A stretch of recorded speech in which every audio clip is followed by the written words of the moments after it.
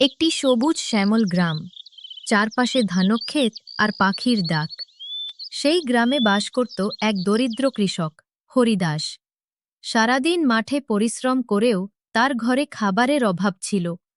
তবুও হরিদাসের মুখে সব সময় হাসি।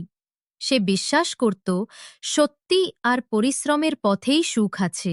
একই গ্রামে বাস করত জমিদার রঘুনাথ, যে ছিল অত্যন্ত লোভী ও অহংকারী। সে কৃষকদের কাছ থেকে কর বাড়িয়ে দিত, জমি কেড়ে নিত আর মানুষকে ভয় দেখাত।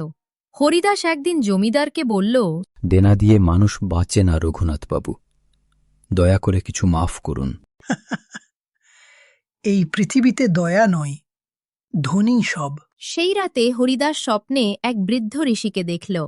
ঋষি বলল, হরিদাস, কাল ভোরে পূর্ব দিকের পুরনো পিপল গাছের নিচে খুঁড়ে দেখো, তুমি যা চাও পাবে।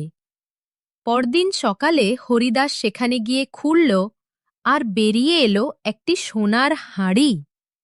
কিন্তু তাতে লেখা, যে লোভ করবে সে সব হারাবে। হরিদাস সোনার হাঁড়ি পেয়ে বিস্মিত।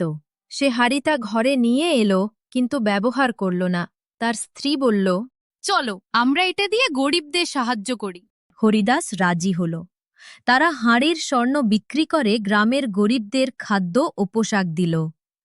এদিকে রঘুনাথ খবর পেল এবং বলল, আমার গ্রামে এমন ধন থাকতে পারে না যা আমি না জানব। যারে, ওই হাড়ি কেড়ে নিয়ে আয় আমার কাছে। রঘুনাথ জোর করে হাঁড়িটা নিয়ে গেল। সে হাসতে হাসতে বলল, এখন দেখো কিভাবে আমি রাজা হই। কিন্তু হাঁড়ি খুলতেই তার ভেতর থেকে ধোঁয়া বেরিয়ে এলো, আর চারদিক অন্ধকারে ঢেকে গেল। ধোঁয়া মিলতেই দেখা গেল হাঁড়ির ভেতরের সব সোনা মাটি হয়ে গেছে, আর তার প্রাসাদও ভেঙে পড়েছে।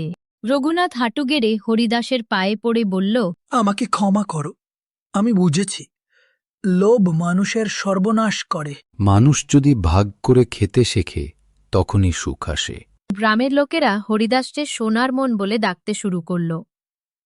তার উদাহরণে গ্রামে দয়া, পরিশ্রম ও শান্তির নতুন আলো ছড়িয়ে পড়ল। হরিদাস খেতে কাজ করছে, পেছনে সূর্য উঠছে, আর আকাশে ভাসছে একটি লেখা, সোনার হাঁড়ি নয়, সোনার মনই মানুষকে ধনী করে। এই গল্প থেকে কি শিখলাম বন্ধুরা? যে ভাগ করে খায় সেই সত্যিকারের ধনী। এরকম মজাদার গল্প পেতে আমার চ্যানেলটি সাবস্ক্রাইব করে পাশে থাকুন। ধন্যবাদ।